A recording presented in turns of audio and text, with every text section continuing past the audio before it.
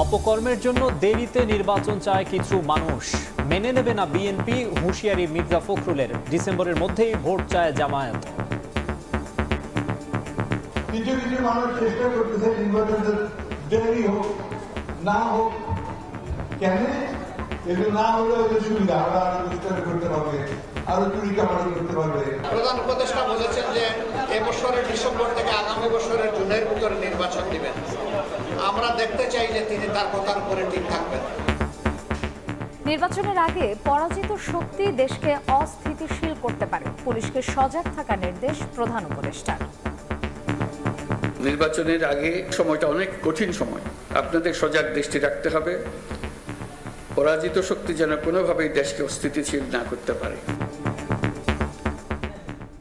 দেখছিলেন প্রধান শিরোনাম, রাতের সময় সঙ্গে আছি আমি মাকসুম আলম খান এবং আমি মার্জিয়া শ্রেয়া। এবারে অন্যান্য শীর্ষ সংবাদ।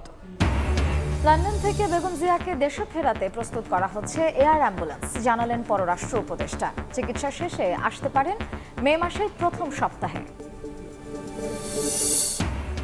দলগুলোর সঙ্গে না বসেই করিডোরের সিদ্ধান্তে বিপ্লবী ওয়ার্কার্স পার্টির উদ্বেগ। চূড়ান্ত সিদ্ধান্ত হয়নি, উপযুক্ত সময়ে অংশীজনদের সঙ্গে আলোচনার আশ্বাস প্রেস সচিবের।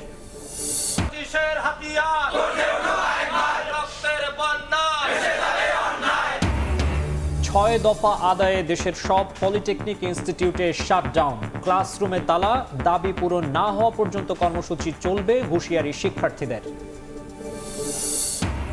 এবং IMF এর কাছে $120 কোটি বাজেট সহায়তা চেয়েছে বাংলাদেশ। চতুর্থ পঞ্চম কিস্তির সঙ্গে ছাড়ের আশা অর্থ উপদেষ্টার। শুল্ক ইস্যুতে চলছে আলোচনা।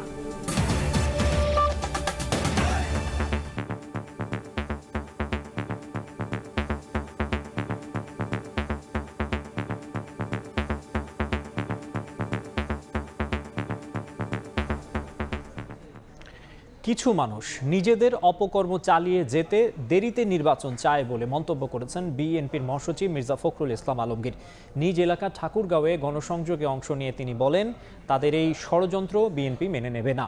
আলাদা অনুষ্ঠানে মির্জা ফখরুল অভিযোগ করেন, গুজব ছড়িয়ে একটি শ্রেণী দেশ বিরোধী ষড়যন্ত্রে লিপ্ত আছে, তাদের রুখতে সবাইকে ঐক্যবদ্ধ থাকার আহ্বান জানান তিনি।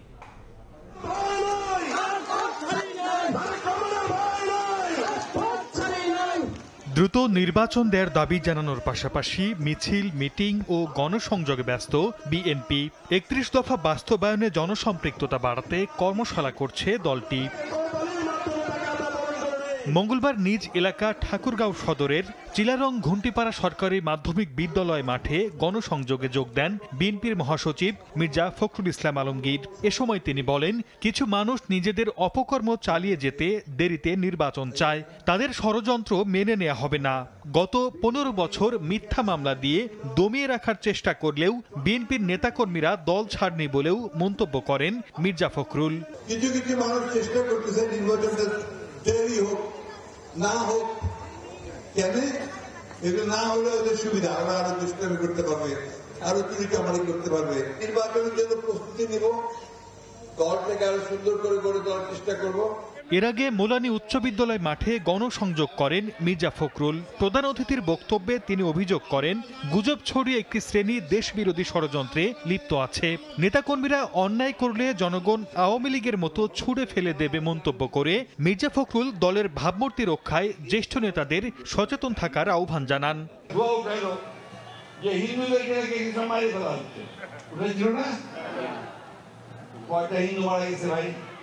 এই এলাকাতে কিন্তু ওরা এই কথাটা তুলছে না, সারা পৃথিবীতে এই কথাটা ছড়ায়। সুন্দর দেশ গড়তে সবাইকে ঐক্যবদ্ধ থাকার আহ্বান জানান বিএনপি মহাসচিব। অন্যায় না করে। সর্দার মোহাম্মদ আরিফ, সময় সংবাদ। ডিসেম্বরে নির্বাচন নিয়ে প্রধান উপদেষ্টার কথা ঠিক থাকে কিনা সেটা জামায়াতে ইসলামী দেখতে চায় বলে মন্তব্য করেছেন দলটির আমির ডাক্তার শফিকুর রহমান। দ্রুত দলের নিবন্ধন ফিরিয়ে দেওয়ারও দাবি জানান তিনি। মৌলভীবাজারে বিভিন্ন পেশাজীবী ও হিন্দু ধর্মাবলম্বীদের সঙ্গে মতবিনিময় সভায় এ কথা বলেন জামায়াত ইসলামীর আমির। নির্বাচনকে সামনে রেখে নিজ এলাকা মৌলভীবাজারের কুলাউড়ায় দাওয়াতি সভার ব্যানারে বিভিন্ন পেশাজীবী ও হিন্দু ধর্মাবলম্বীদের সঙ্গে মত বিনিময় সভা করেন জামায়াতে ইসলামীর আমির ডাক্তার শফিকুর রহমান। তার সফর ঘিরে মঙ্গলবার সকাল থেকেই ছিল নেতাকর্মীদের উচ্ছ্বাস। সভামঞ্চে বক্তব্য রাখতে গিয়ে দেশের সমসাময়িক বিষয়ে কথা বলেন ডাক্তার শফিকুর রহমান। বলেন, আওয়ামী লীগ পালিয়ে গেলেও তাদের কুকর্মের প্রতিশোধ নিতে মরিয়া নয় জামায়াত। প্রতিহিংসা এবং প্রতিশোধ কখনো শান্তি ডেকে আনতে পারে না। যারা অপরাধ করেছে তাদের বিরুদ্ধে, সত্যিকারের অপরাধীদের বিরুদ্ধে মামলা দায়ের হবে। যিনি মামলা দায়ের করবেন, মামলা প্রমাণ করার দায়িত্ব তার। কিন্তু আমি কে হাতে আইন তুলে নিয়ে আরেকজনকে খুন করা। এর আগে সকালে উপজেলার ভুকশিমুল ইউনিয়নে সভার আয়োজন করা হয়। সভা শেষে সাংবাদিকদের প্রশ্নের জবাবে ডাক্তার শফিকুর রহমান বলেন, ডিসেম্বরের মধ্যে নির্বাচন আয়োজন নিয়ে প্রধান উপদেষ্টার কথা ঠিক থাকে কিনা সেটাই দেখতে চায় জামায়াত। দলের নিবন্ধন দ্রুত ফিরিয়ে দেওয়ারও দাবি জানান তিনি। প্রধান উপদেষ্টা বলেছেন যে এবছরের ডিসেম্বর থেকে আগামী বছরের জুনের ভিতরে নির্বাচন দিবেন। আমরা দেখতে চাই যে তিনি তার কথার উপরে ঠিক থাকবেন। আমরা আস্থা রাখতে চাই যে আশা করি তিনি তার কথার উপরে থাকবেন। রাষ্ট্র পরিচালনার দায়িত্ব পেলে প্রত্যেক পরিবারের সন্তানকে সরকারি চাকরি সহ দায়িত্ব নেয়ার আশ্বাস দেন জামায়াতের আমির। আমিনুল ইসলাম, সময় সংবাদ, মৌলভীবাজার। নির্বাচনের আগের সময় অত্যন্ত কঠিন উল্লেখ করে পরাজিত শক্তি যেন কোনোভাবেই দেশকে অস্থিতিশীল করতে না পারে সেজন্য পুলিশকে সজাগ থাকার নির্দেশ দিয়েছেন প্রধান উপদেষ্টা। ভোট সুষ্ঠু করতে বাহিনীকে নিরপেক্ষ ভূমিকা পালনের নির্দেশনা তার। রাজারবাগ পুলিশ লাইন্সে পুলিশ সপ্তাহ উদ্বোধন করে এই নির্দেশনা দেন ডক্টর ইউনূস। স্বৈরাচারী সরকারের অবৈধ আদেশ পালন করতে গিয়ে পুলিশকে জনরোষের শিকার হতে হয়েছিল মন্তব্য করে প্রধান উপদেষ্টা বলেছেন, ভবিষ্যতে দলীয় বাহিনীতে পরিণত হওয়া ঠেকাতেই সংস্কার করছে অন্তর্বর্তী সরকার। রাজারবাগ পুলিশ লাইন্সে পুলিশ সপ্তাহ উদ্বোধনী অনুষ্ঠানে যোগ দেন প্রধান উপদেষ্টা ডক্টর মোহাম্মদ ইউনূস। এ সময় তিনি সাহসিকতা ও বীরত্বপূর্ণ অবদান রাখা পুলিশের বিভিন্ন পর্যায়ের কর্মকর্তাদের বিপিএম, পিপিএম পদক প্রদান করেন। খুব ভালো লাগছে। বক্তব্যে প্রধান উপদেষ্টা বলেন, বিগত 15 বছর স্বৈরাচারী আমলে পুলিশকে দলীয় বাহিনীতে পরিণত করা হয়েছিল। অন্যায় আদেশ পালনে বাধ্য করায় জনরোষের শিকার হয়েছে পুলিশ। স্বৈরাচারের অবৈধ অন্যায় আদেশ পালন করতে গিয়ে পুলিশ বাহিনী ব্যাপকভাবে জনরোষের মুখে পড়ে। অনেক সৎ পুলিশ সদস্যদেরও এই জন্য মাশুল দিতে হয়েছে। বিগত 16 বছরে পুলিশ জনগণের মধ্যে যে দূরত্ব সৃষ্টি হয়েছে সেই দূরত্ব কমিয়ে আনা, পুলিশ বাহিনীর প্রতি মানুষের আস্থা ফিরিয়ে আনা, পুলিশের সংস্কারের লক্ষ্যে অন্তর্বর্তীকালীন সরকার উদ্যোগ নিয়েছে। আগামী জাতীয় সংসদ নির্বাচনের আগের সময় অত্যন্ত কঠিন উল্লেখ করে পরাজিত শক্তি যেন নির্বাচনকে কেন্দ্র করে দেশকে অস্থিতিশীল করতে না পারে সেজন্য পুলিশকে সজাগ থাকার নির্দেশ দেন ডক্টর ইউনূস। অশুভ চক্র আমাদের স্বপ্নকে, আমাদের ঐক্যকে ভেঙে দিতে সব শক্তি নিয়ে চেষ্টা করছে এবং চেষ্টা আরো কঠোরতর করবে। নির্বাচনের আগে সময়টা অনেক কঠিন সময়। আপনাদের সজাগ দৃষ্টি রাখতে হবে, পরাজিত শক্তি যেন কোনোভাবেই দেশকে অস্থিতিশীল না করতে পারে। প্রধান উপদেষ্টা বলেন, চলতি বছরের ডিসেম্বর কিংবা আগামী বছর জুনের মধ্যেই হবে ভোট। চলতি বছরের ডিসেম্বর থেকে আগামী বছরের জুনের মধ্যে দেশের ত্রয়োদশ সংসদ নির্বাচন অনুষ্ঠিত হবে। নির্বাচনে সকল প্রতিদ্বন্দ্বী প্রার্থীর প্রতি সমান আচরণ ও ভোটাররা যাতে নির্ভয়ে নির্বিঘ্নে নিজেদের ভোটাধিকার প্রয়োগ করতে পারে সেই পরিবেশ নিশ্চিত করা আপনাদের এবং আমাদের সর্বোচ্চ দায়িত্ব। মানুষের অধিকার প্রতিষ্ঠায় পুলিশকে ভূমিকা পালনের আহ্বান জানিয়ে নারী ও শিশুর প্রতি সংবেদনশীল হয়ে দায়িত্ব পালনের নির্দেশনা দেন প্রধান উপদেষ্টা। একটা সুশৃঙ্খল সমাজ। নাজমুস সালেহী, সময় সংবাদ, ঢাকা। রাজনৈতিক দলগুলোর সঙ্গে আলোচনা ছাড়া রাখাইনে করিডোর দেওয়ার সিদ্ধান্তে উদ্বেগ প্রকাশ করেছেন বিপ্লবী ওয়ার্কার্স পার্টির সাধারণ সম্পাদক সাইফুল হক। জন আকাঙ্ক্ষা পূরণে সংস্কার ও নির্বাচন প্রক্রিয়া একসঙ্গে এগিয়ে নেওয়ার আহ্বান তার।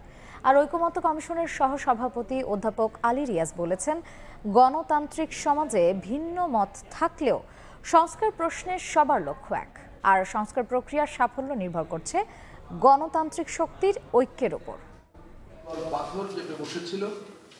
5 কমিশনের দেওয়া সংস্কার প্রস্তাবনা নিয়ে ঐক্যের জন্য সকাল 10টায় সাইফুল হকের নেতৃত্বে বিপ্লবী ওয়ার্কার্স পার্টির 10 সদস্যের প্রতিনিধি দল যোগ দেয় বৈঠকে।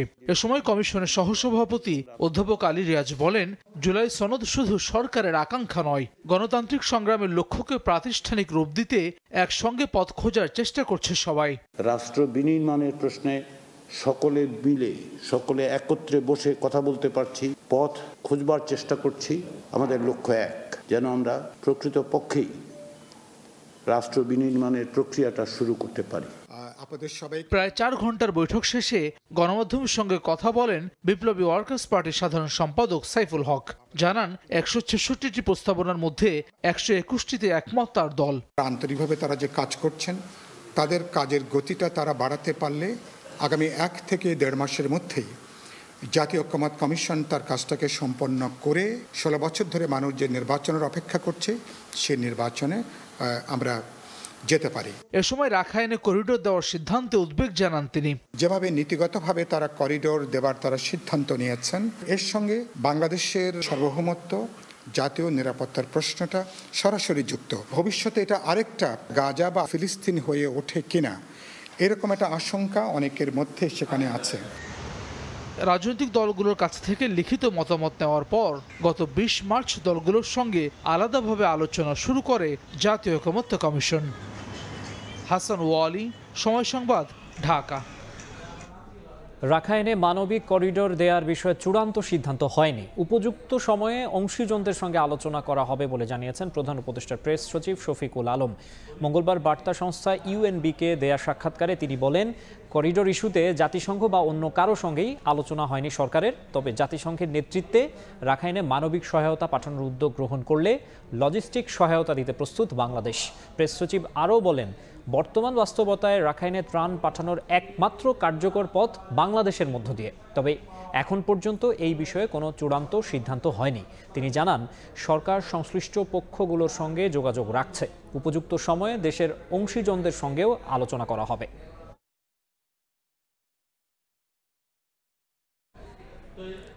ব্যবসা বাণিজ্য বৃদ্ধি ও কূটনৈতিক সম্পর্ক জোরদার করতে সম্মত হয়েছে বাংলাদেশ ও আজারবাইজান।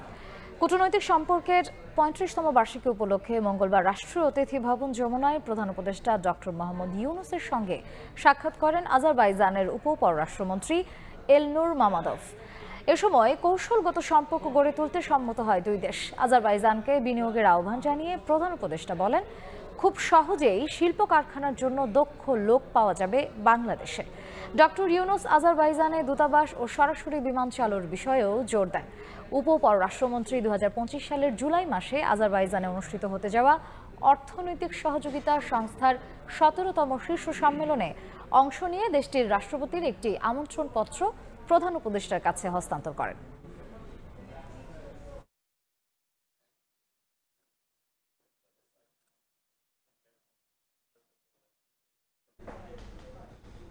আগামী সংসদ নির্বাচনে সীমিত পরিসরে হলেও প্রবাসীদের ভোটের সুযোগ দিতে চায় ইসি। এজন্য রাজনৈতিক দলগুলোর সমর্থন চাইলেন প্রধান নির্বাচন কমিশনার এএমএম নাসির উদ্দিন। সকালে অংশীজনদের সঙ্গে সেমিনারে ইসি সচিব বলেন, সুষ্ঠু ও গ্রহণযোগ্য নির্বাচন করতে দৃঢ় প্রতিজ্ঞ নির্বাচন কমিশন। প্রবাসী বাংলাদেশিদের ভোট দেওয়ার পদ্ধতি চূড়ান্ত করতে অংশীজনদের নিয়ে সেমিনারের আয়োজন করে নির্বাচন কমিশন। মঙ্গলবার নির্বাচন ভবনে এই আয়োজনে রাজনৈতিক দল, সুশীল সমাজের প্রতিনিধি, গণমাধ্যমের সম্পাদক সহ বিভিন্ন মন্ত্রণালয় ও প্রতিষ্ঠানের প্রতিনিধি অংশ নেন। সেমিনারে স্বাগত বক্তব্যে নির্বাচন কমিশন সচিব বলেন, গ্রহণযোগ্য নির্বাচন করতে বদ্ধপরিকর ইসি। বাংলাদেশ নির্বাচন কমিশন আগামী দিনের জন্য একটা ভালো, সুষ্ঠু, গ্রহণযোগ্য নির্বাচন জাতিকে উপহার দিতে দৃঢ় প্রতিজ্ঞ। আমরা নির্বাচনকে দেখতে চাই উৎসব মুখর পরিবেশে। আগামী নির্বাচনে প্রবাসীদের ভোট দেওয়ার সুযোগ দেওয়া হবে উল্লেখ করে সিইসি রাজনৈতিক দলগুলোর সমর্থন প্রত্যাশা করেন। দেশের আর্থসামাজিক রাজনৈতিক বাস্তবতা, লেভেল অফ এডুকেশন সবকিছু মিলিয়ে একটা সিদ্ধান্ত নিতে হয়। আমাদের রাজনৈতিক নেতৃবৃন্দ যদি সমর্থন না দেন, আমাদের যত এক্সারসাইজ আছে which will all end in futility. All exercises will end in futility যদি আমরা রাজনৈতিক দলের সমর্থন না পাই। প্রবাসীদের ভোটদানের বিভিন্ন পদ্ধতি উপস্থাপন করেন নির্বাচন কমিশনার আবুল ফজল মোহাম্মদ সানাউল্লাহ। তিনি বলেন, প্রক্সি ভোটেই সবচেয়ে ভালো বিকল্প। বেশিরভাগ রাজনৈতিক দলের প্রতিনিধিও প্রক্সি ভোটের পক্ষে মত দেন। আমরা প্রথমে ইলেকশন কমিশনে proxy voting we outrightly rejected it. পরে যখন গবেষণা করতে গিয়ে দেখি যে আমাদের it is a very good solution provided we accept it. আমরা এটাকে টোটাল বাদ দিতেও বলি নাই, গ্রহণ করতেও বলি নাই, এর ব্যাপারে ডিসকাশন করে আমরা আমাদের মতামত দিব। যদি প্রক্সি ভোটিং হয়, সেই প্রক্সি ভোটিংয়ের অনেকগুলা ড্রব্যাক আছে, অনেকগুলা ক্ষেত্র আছে যেই জায়গাগুলা রিস্কি হতে পারে আমাদের ডেমোক্রেটিক প্রসেসের জন্য। সেই জন্য আমরা জানিয়েছি যে এই বিষয়ে আমাদের রিজার্ভেশন আছে। যেই প্রস্তাবটা সবচেয়ে কার্যকর হবে, ধরনটা সবচেয়ে সাশ্রয়ী হবে, সেরকম ধরনের এবং সহজলভ্য, সহজবোধ্য এরকম একটা প্রস্তাব 15ই মে পর্যন্ত রাজনৈতিক দল এ বিষয়ে ইসিকে মতামত জানাতে পারবে। কাউসারা চৌধুরী কুমু, সময় সংবাদ, ঢাকা। দেশে ফেরার প্রস্তুতি নিচ্ছেন বিএনপি চেয়ারপারসন বেগম খালেদা জিয়া। চিকিৎসা শেষে মে মাসের প্রথম সপ্তাহে 2 পুত্রবধূকে নিয়ে আসতে পারেন তিনি। এদিকে বিএনপির চিঠির পরিপ্রেক্ষিতে লন্ডন থেকে বেগম জিয়াকে দেশে ফেরাতে এয়ার অ্যাম্বুলেন্স প্রস্তুতের কাজ চলছে বলে জানান পররাষ্ট্র উপদেষ্টা। চলতি বছরের 7 জানুয়ারি ঢাকা ছেড়েছিলেন বিএনপি চেয়ারপারসন বেগম খালেদা জিয়া। গুলশান থেকে বিমানবন্দর পর্যন্ত লাখো মানুষের ঢল নেমেছিল নেত্রীকে বিদায় জানাতে। দীর্ঘ অপেক্ষার পর যখন উন্নত চিকিৎসার জন্য যুক্তরাজ্যের উদ্দেশ্যে রওনা হন তিনি, তখন দেশবাসীর কাছে দোয়া চেয়েছিলেন সুস্থ হয়ে যেন দেশে ফিরতে পারেন বেগম জিয়া। 8 জানুয়ারি যুক্তরাজ্যের হিথ্রো বিমানবন্দরে পৌঁছানোর পর লন্ডনে অবস্থানরত বড় ছেলে ও বিএনপির ভারপ্রাপ্ত চেয়ারম্যান তারেক রহমান এবং তার পরিবার মা বেগম জিয়াকে উষ্ণ অভ্যর্থনা জানান। ছেলেকে 7 বছর পর কাছে পেয়ে জড়িয়ে ধরেন সাবেক প্রধানমন্ত্রী বেগম খালেদা জিয়া।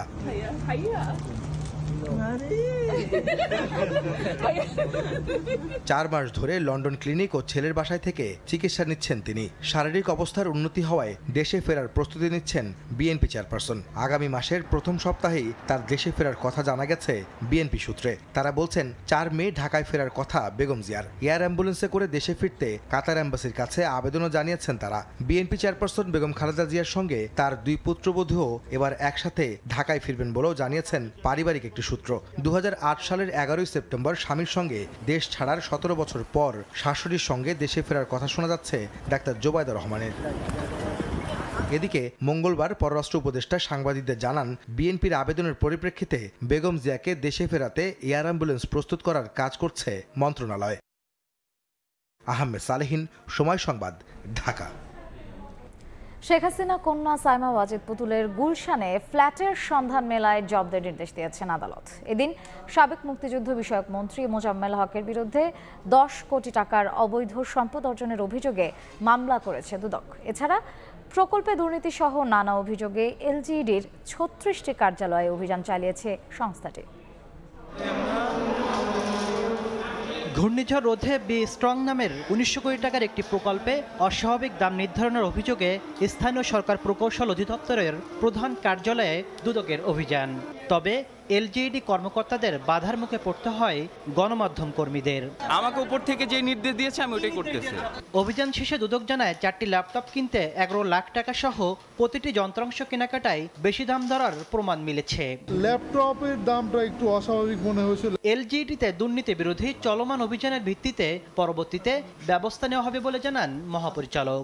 এনফোর্সমেন্ট অভিযান শেষে টিম তারা প্রতিবেদন দাখিল করবেন, সেই প্রতিবেদনের আলোকে পরবর্তী আইনানুগ ব্যবস্থা নেওয়া হবে। এদিকে সাবেক প্রধানমন্ত্রী শেখ হাসিনা কন্যা সাইমা ওয়াজেদ পুতুলের গুলশান 1-এর 7 নম্বর রোডে একটি ফ্ল্যাটের সন্ধান মেলায় আদালতে জব্দের আবেদন করে দুদক। পরে আবেদন মঞ্জুর করে প্রশাসক নিয়োগের আদেশ দেন আদালত। সম্পদ সংক্রান্ত বিষয়গুলো তারা যদি অন্যত্র বিক্রি বা হস্তান্তর স্থানান্তর করার চেষ্টা করেন, সেই ধরনের তথ্য আমাদের অনুসন্ধানকারী দল কিংবা তদন্তকারী কর্মকর্তাদের কাছে এসে থাকলে তারা এই বিষয়ে আদালতের অনুমতিক্রমে এই কার্যক্রমগুলো গ্রহণ করে থাকেন।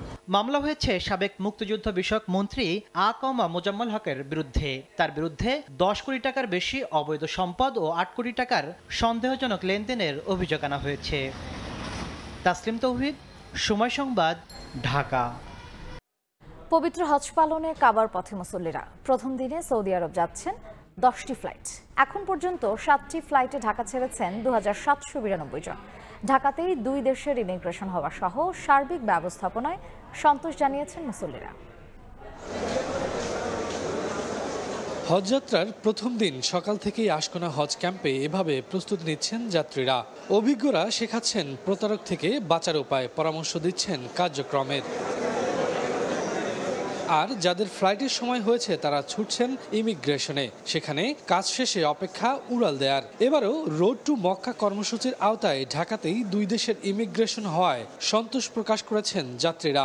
ইনশাআল্লাহ আমরা কোনো সমস্যার সম্মুখীন হই নাই। আমাদের কোনো জটিলতা, কোনো বাধার সম্মুখীন কোনো কিছু আমরা এখনো পর্যন্ত উপলব্ধি করিনি। তবে ভিসা জটিলতায় প্রথম দিনের ফ্লাইট মিস করার অভিযোগ করেছেন কেউ কেউ। আমাদেরকে 2টা পাসপোর্ট, 2টা টিকিট ধরাই দিয়েছেন এবং স্ত্রীর ভিসাটা হয়েছে, স্বামীর ভিসা হয়নি। আমার ভিসা হয়েছে, আমার শাশুড়ির ভিসা, আমার স্ত্রীর ভিসা হয় নাই। আইটিতে যোগাযোগ করছি, উনি বলছেন যে এই পাসপোর্টে আছে আমার কাছে, কিন্তু এটার ভিসা এখনো হয়নি। এবছর কোনো এজেন্সি কাজ না করে গা ঢাকা দেওয়ার সুযোগ নেই বলে জানান পরিচালক। যাদের ভিসা হয়নি তা সমাধানে কাজ চলছে বলেও জানান তিনি। প্রিভিয়াস সফটওয়্যারের যে কয়েকটি ভিসা আন্ডার প্রসেসে ছিল, সেইগুলোকে প্রসেস করতে তাদের একটু সময় লাগছে, কিন্তু নতুন যতগুলো আবেদন যাচ্ছে এগুলো কিন্তু দ্রুত নিষ্পত্তি হয়ে যাচ্ছে। আমরা মনে করছি যে এবছরে কোনো এজেন্সি কিন্তু এইভাবে গা ঢাকা দেওয়ার আসলে কোনো সুযোগ নেই।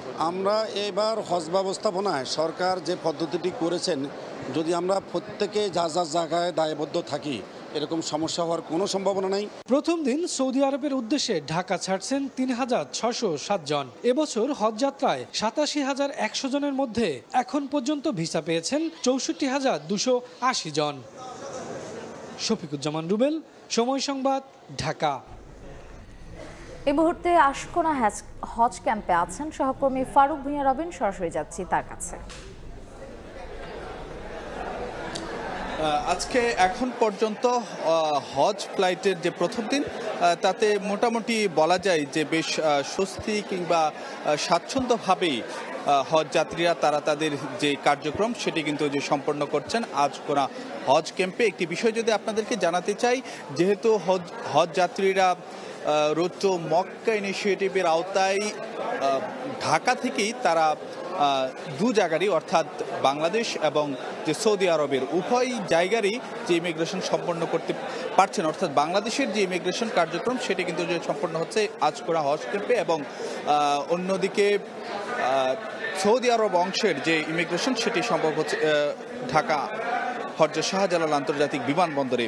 তো এই বিষয়টি কিন্তু যে হজ যাত্রীদের যে সার্বিক যে কার্যক্রম সেটিকে অনেকটা সহজ করছে এবং সাবলীল করছে। এখন আজকে রাতে আরও 5টি ফ্লাইট রয়েছে এবং যে হজ যাত্রীরা তারা তাদের যে সার্বিক যে কার্যক্রম, শেষ মুহূর্তের যে প্রস্তুতি এবং অন্যান্য যে কার্যক্রম সেটি কিন্তু যে সম্পন্ন করছেন আশকোনা হজ ক্যাম্পে। একটি বিষয় যদি আপনাদেরকে জানাতে চাই, আজকে প্রথম দিনে মোট 10টি ফ্লাইটের কথা রয়েছে। এর মধ্যে 8টি ফ্লাইট কিন্তু হজরত শাহজালাল আন্তর্জাতিক বিমানবন্দর থেকে সৌদি আরবের উদ্দেশ্যে রওনা দিয়েছে। তার মধ্যে 4টি ফ্লাইট, দুঃখিত, এরই মধ্যে 5টি ফ্লাইট কিন্তু সৌদি আরবে গিয়ে অবতরণ করেছে। এবং আজকে যদি আপনাদেরকে জানাতে চাই যে প্রথম দিনে 4000-এর বেশি হজ যাত্রীর কিন্তু যে সৌদি আরবের যাওয়ার কথা রয়েছে, কিন্তু এরই মধ্যে 8টি ফ্লাইটে 3200-র বেশি হজ যাত্রী তারা কিন্তু যে ঢাকা ত্যাগ করেছেন। এর মধ্যে 2000-এর বেশি হজ যাত্রী তারা 5টি ফ্লাইটে সৌদি আরবে অবতরণ করেছেন। এর বাইরেও কিন্তু যে আজকে রাতের বাকি সময়টিতে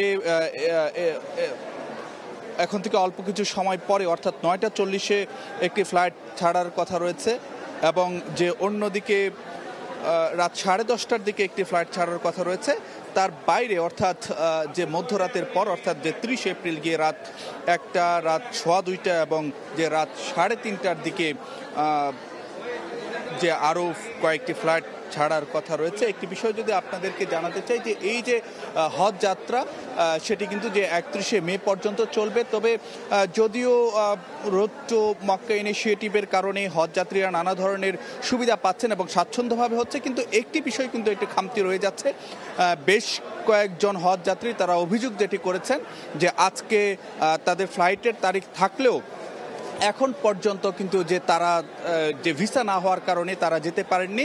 এবং এখন পর্যন্ত আপনাদেরকে যদি জানাতে চাই 87,100 জন হজ যাত্রী থাকলেও প্রায় 20,000-এর মতো যে হজ যাত্রীর এখনও কিন্তু যে ভিসার কার্যক্রম সম্পূর্ণ হয়নি। যদিও হজ অফিসের পক্ষ থেকে বলা হচ্ছে যে এই কার্যক্রমটি আসলে যে তারা খুব দ্রুত সমাধান করার চেষ্টা করছেন। তো এই ছিল আমার কাছে সবশেষ খবরাখবর। এক যুগেরও বেশি সময় পর ছাত্রদল কর্মী আবিদ হত্যায় নিষিদ্ধ ছাত্রলীগের 12 আসামিকে বিচারিক আদালতে আত্মসমর্পণের নির্দেশ দিয়েছেন উচ্চ আদালত। 2011 সালে ছাত্রদল কর্মীর সন্দেহে চট্টগ্রাম মেডিকেল কলেজের ছাত্রাবাসে পিটিএ আহত করা হয় আবিদ সহ 4 জনকে। 2 দিন পর মারা যান আবিদ। আইনজীবী বলছেন, আসামিরা ছাত্রলীগের রাজনীতির সঙ্গে জড়িত থাকায় বাদীপক্ষকে সাক্ষ্য গ্রহণের সুযোগ না দিয়েই একতরফাভাবে খালাস দেওয়া হয়। 14 বছর পর সচল হচ্ছে ছাত্রদল কর্মী আবিদুর রহমান আবিদ হত্যা মামলা। এই মামলায় 12 আসামিকে আত্মসমর্পণের নির্দেশ দিয়েছেন উচ্চ আদালত। বুয়েট ছাত্র আবরার ফাহাদের মতো ঘটনা ঘটে চট্টগ্রাম মেডিকেল কলেজের ছাত্রাবাসে। 2011 সালে ছাত্রদল কর্মীর সন্দেহে পিটিয়ে গুরুতর আহত করা হয় আবিদ সহ 4 জনকে। 2 দিন পর চিকিৎসাধীন অবস্থায় মারা যান চমেক ডেন্টাল ইউনিটের 3য় বর্ষের শিক্ষার্থী আবিদ। হত্যাকাণ্ডের পর সে সময় বন্ধ হয় চট্টগ্রাম মেডিকেল কলেজ, স্থগিত করা হয় ছাত্র রাজনীতি। আইনজীবীরা বলছেন, আসামিরা ছাত্রলীগের হওয়ায় বাদী পক্ষকে সাক্ষ্য গ্রহণের কোনো সুযোগ না দিয়েই একতরফাভাবে সব আসামিদের খালাস দিয়েছিলেন আদালত। 1 যুগেরও বেশি সময় পর মামলাটি উঠল উচ্চ আদালতে। আত্মসমর্পণ করতে বলা হয়েছে নিষিদ্ধ সংগঠন ছাত্রলীগের 12 আসামিকে।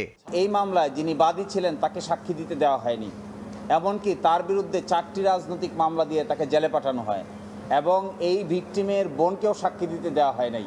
তারা নিজেরা কয়েকজন মেডিকেল কলেজের কর্মকর্তা কর্মচারী শিক্ষককে সাক্ষী নিয়ে সকলকেই বেকসুর খালাস দিয়ে দেওয়া হয়। বিচারের নামে প্রহসন করা হয়েছে দাবি করে ন্যায় বিচার চাইলেন নিহত আবিদের ভাই। যারা আমার ভাইকে পিটিয়ে এভাবে নির্মমভাবে হত্যা করছে তাদের যাতে রাষ্ট্র এবং আইন সর্বোচ্চ শাস্তি দেওয়া হোক, যাতে এইরকম বিচারহীনতার নৈরাজ্য যাতে বাংলাদেশে আর না ঘটে। 12 জন আসামির অনেকেই বর্তমানে চিকিৎসা পেশায় নিয়োজিত বলে জানিয়েছেন আইনজীবীরা। রিভিশন মামলা শুনানি অন্তে আফজাল হোসেন, সময় সংবাদ, ঢাকা। এবার বাণিজ্যের সংবাদ।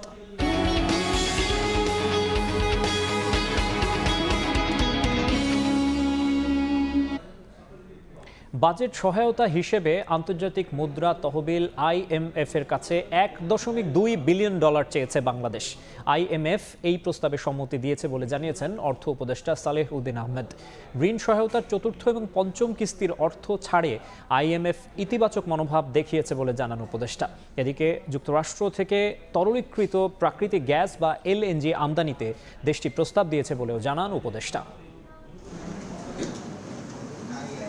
কৃষি, জ্বালানি, শিক্ষা, স্বাস্থ্যসহ বিভিন্ন মন্ত্রণালয়ের 13টি প্রস্তাব নিয়ে বিকেলে সচিবালয়ে মন্ত্রিপরিষদ বিভাগের সম্মেলন কক্ষে বসে সরকারি ক্রয় সংক্রান্ত উপদেষ্টা পরিষদ কমিটির বৈঠক শেষে ব্রিফিংয়ে অর্থ উপদেষ্টা সম্প্রতি তার যুক্তরাষ্ট্র সফরের সফলতা তুলে ধরেন। 3টি বিষয়ে চুক্তি সইয়ের কথা জানিয়ে বলেন, বাজেট সহায়তা হিসাবে IMF এর কাছে $1.2 বিলিয়ন চেয়েছে বাংলাদেশ। 3টা চুক্তি সই করেছে, আপনারা জানেন। $650 মিলিয়ন বে টার্মিনাল, $200 মিলিয়ন সেফটি নেট এবং এই যে রেজিলিয়েন্স প্রজেক্ট, আর $100 মিলিয়ন ওপেক ফান্ড, সেটা প্রাইভেট সেক্টরের জন্য। আমরা রিচিং টুয়ার্ডস এগ্রিমেন্ট, সো ওইটা আমরা আশা করি আমরা ওইটাতে কিছুদিনের মধ্যে আমরা এগ্রিমেন্ট হবে। ওইটা 1.2 বিলিয়ন। আর এইটা হলো বাজেট সাপোর্ট। যুক্তরাষ্ট্র থেকে তরলীকৃত প্রাকৃতিক গ্যাস বা LNG আমদানিতে ওয়াশিংটন প্রস্তাব দিয়েছে বলেও জানান তিনি। তুলার ব্যাপারে আমরা বন্ডেড ওয়্যার হাউস করার কথা বলেছি। ওদের সাথে এনার্জি ডিভিশনের সাথে কথা হচ্ছে LNG আমরা আনতে পারি কিনা। ওরা they are interested, electric goods, generator, এগুলো। আর একটা জিনিস আমি বলছি, তোমরা LNG টার্মিনাল করতে যাচ্ছি, আমরা জানেন মাতার বাড়িতে একটা করবো, ওরা যে LNG টার্মিনাল করা না কেন। রপ্তানি পণ্যের উপর যুক্তরাষ্ট্রের বাড়তি শুল্ক মোকাবিলায় আমদানি রপ্তানি বাড়ানো সহ কৌশলগত নানা পদক্ষেপ নেওয়ার কথা জানান উপদেষ্টা। বাংলাদেশের আমাদের ইসে এঙ্গেজমেন্ট, কথাবার্তা বলবো, ওরা কিছুটা রাজি হবে, আবার কিছুটা রাজি। এটা না বলে একটা ছোট দেশ একটা বড় দেশের সাথে কোনোদিন পারে না। Trade negotiation is a very difficult জিনিস। যুক্তরাষ্ট্রের সঙ্গে বাণিজ্য বিষয়ে বাংলাদেশ কোনো তর্কে জড়াবে না বলে জানান অর্থ উপদেষ্টা। ট্রাম্প অ্যাডমিনিস্ট্রেশনের সাথে রিটেলিয়েশনারি কথাবার্তা না বলা, চ্যালেঞ্জ না করা। প্রসূন আশিস, সময় সংবাদ, ঢাকা। খারাপ করে 6 দফা দাবি আদায়ে বিভিন্ন পলিটেকনিক ইনস্টিটিউটে শাটডাউন কর্মসূচি পালন করছেন শিক্ষার্থীরা। দাবি আদায় না হওয়া পর্যন্ত আন্দোলনের হুঁশিয়ারি তাদের। প্রশাসনিক ভবনে তালা দিয়ে বিক্ষোভ করেছেন আন্দোলনকারীরা।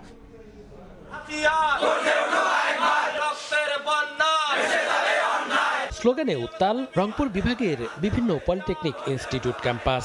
6 দফা দাবি আদায়ে শাটডাউন কর্মসূচিতে শিক্ষার্থীরা। কেন্দ্রীয় কর্মসূচির অংশ হিসেবে মঙ্গলবার সকালে শাটডাউন কর্মসূচিতে অংশ নেন ইনস্টিটিউটের শিক্ষার্থীরা। এ সময় আন্দোলনকারীরা দেন নানা স্লোগান, পাশাপাশি প্রশাসনিক ভবনেও তালা ঝুলিয়ে দেন তারা। সরকার আমাদের প্রতিবারে আশ্বাস দেয় ঠিকই, কিন্তু আমরা আসলে আমাদের যৌক্তিক দাবি সেটা আসলে আমরা পাচ্ছি না। 6টি দাবি বাস্তবায়নের যৌক্তিক কোনো দৃশ্যমান পদক্ষেপ আমরা গ্রহণ করতে এখন পর্যন্ত দেখিনি এবং আশানুরূপ কোনো ফলও পাইনি। এ সময় শিক্ষার্থীরা কারিগরি শিক্ষার মর্যাদা ও চাকরির নিশ্চয়তার দাবি জানান। অবিলম্বে দাবি বাস্তবায়ন না হলে কঠোর আন্দোলনের হুঁশিয়ারি দেন তারা। যতদিন পর্যন্ত না আমাদের এই 6 দফা দাবিগুলো মেনে না নেওয়া হয়, যৌক্তিক দাবিগুলো, ততদিন পর্যন্ত আমরা একাডেমিক কার্যক্রম থেকে বিচ্ছিন্ন থাকব। ক্রাফট ইনস্ট্রাক্টর পদবি পরিবর্তন করার দাবি সহ 6 দফা দাবিতে 21 এপ্রিল থেকে আন্দোলন করছেন পলিটেকনিক ইনস্টিটিউটের শিক্ষার্থীরা। মনিরুজ্জামান প্রান্ত, সময় সংবাদ। শিক্ষার্থীদের বিরুদ্ধে বরিশাল বিশ্ববিদ্যালয়ে উপাচার্যের করা মামলার প্রতিবাদে বরিশাল কুয়াকাটা মহাসড়ক অবরোধ করেছেন বিক্ষুব্ধরা। বন্ধ হয়ে গেছে যান চলাচল। এই মুহূর্তে সেখানে আছেন সহকর্মী অপূর্ব অপু, সরাসরি যাচ্ছি তার কাছে। আবারও প্রতিবাদে উত্তাল হয়েছে বরিশাল বিশ্ববিদ্যালয়ের শিক্ষার্থীরা। এই মুহূর্তে তারা রাজপথে নেমে এসেছে। বিশ্ববিদ্যালয়ের সামনের যে মহাসড়কটি রয়েছে সেটি অবরোধ করে দিয়েছে এবং রাস্তার মাঝে আগুন জ্বালিয়ে তারা তাদের দাবি আদায়ে আন্দোলন চালাচ্ছে। এই মুহূর্তে ঢাকা কুয়াকাটা মহাসড়ক অর্থাৎ বরিশাল কুয়াকাটা মহাসড়কটি বন্ধ হয়ে গেছে। দুই পাশে যান চলাচল বন্ধ রয়েছে। এখানে শিক্ষার্থীরা মুহুর্মুহু স্লোগান দিচ্ছে। তারা যে দাবিটি নিয়ে আজকে এই মুহূর্তে আন্দোলন করছে সেটি হচ্ছে গত পরশুদিনকে বিশ্ববিদ্যালয়ের 10 শিক্ষার্থীর নাম উল্লেখ করে এবং অজ্ঞাত আরো বেশ কয়েকজন শিক্ষার্থীর বিরুদ্ধে বিশ্ববিদ্যালয় প্রশাসন থেকে সহকারী রেজিস্ট্রার একজন তিনি থানায় বন্দর থানায় একটি সাধারণ ডায়েরি করে।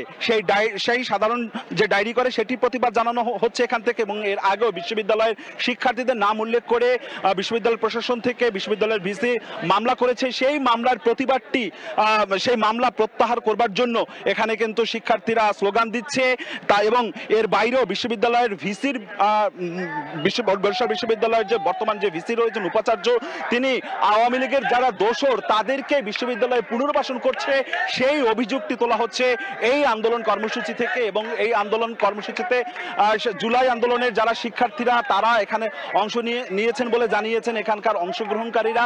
তারা বলছেন যতক্ষণ না পর্যন্ত এর একটি সুষ্ঠু সমাধান না হবে, যতক্ষণ না পর্যন্ত বিশ্ববিদ্যালয়ের পক্ষ থেকে শিক্ষার্থীদের বিরুদ্ধে করা মামলা কিংবা সাধারণ ডায়েরি এগুলো প্রত্যাহার করা না হবে এবং তাদের 4টি দফা রয়েছে বিশ্ববিদ্যালয়কে সংস্কার করবার, সেই সংস্কারের যে 4টি দাবি আদায় না হবে ততক্ষণ পর্যন্ত তারা তাদের এই আন্দোলন কর্মসূচি চালিয়ে যাবে।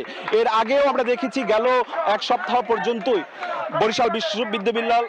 বরিশাল বিশ্ববিদ্যালয়ে কিন্তু তারা গেল কয়েকদিন পর্যন্তই তারা শান্তিপূর্ণভাবে বিভিন্ন সময় নানান কর্মসূচি দিয়ে তারা তাদের দাবি আদায়ের পক্ষে আন্দোলন চালিয়ে আসছে এবং তারই অংশ হিসেবে আজকে এই মাঝরাতে রাত 9টায় এই আন্দোলনটি কিন্তু শুরু হয়েছে। এখন পর্যন্ত আসলে বিশ্ববিদ্যালয় প্রশাসন তাদের সাথে এসে কথা বলেনি, তারাও আসলে কখন এখান থেকে উঠবে সেটিও আসলে তারা এখন পর্যন্ত জানে না। তো বরিশাল থেকে আমার কাছে সবশেষ এতটুকুই খবর ছিল। আমার কাছে বরিশাল বিশ্ববিদ্যালয়ের সামনের সড়ক থেকে সবশেষ আপাতত এই রাতে এখন বাজে 9:30, এখন পর্যন্ত এতটুকুই খবর ছিল। সরাসরি ছিলাম বরিশাল বিশ্ববিদ্যালয়ের সামনে। এ পর্যায়ে শীর্ষ সংবাদ জানিয়ে দিচ্ছি আরো একবার।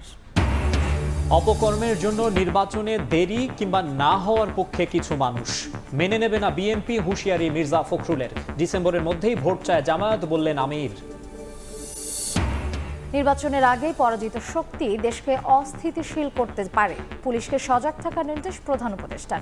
ভোট সুষ্ঠু করতে বাহিনীর নিরপেক্ষ ভূমিকার তাগিদ। এবং IMF এর কাছে $120 কোটি বাজেট সহায়তা চেয়েছে বাংলাদেশ। চতুর্থ পঞ্চম কিস্তি একসঙ্গে ছাড়ের আশা অর্থ উপদেষ্টার। শুল্ক ইস্যুতে চলছে আলোচনা। এই ছিল রাতের সময়। সঙ্গেই থাকুন সময়ের।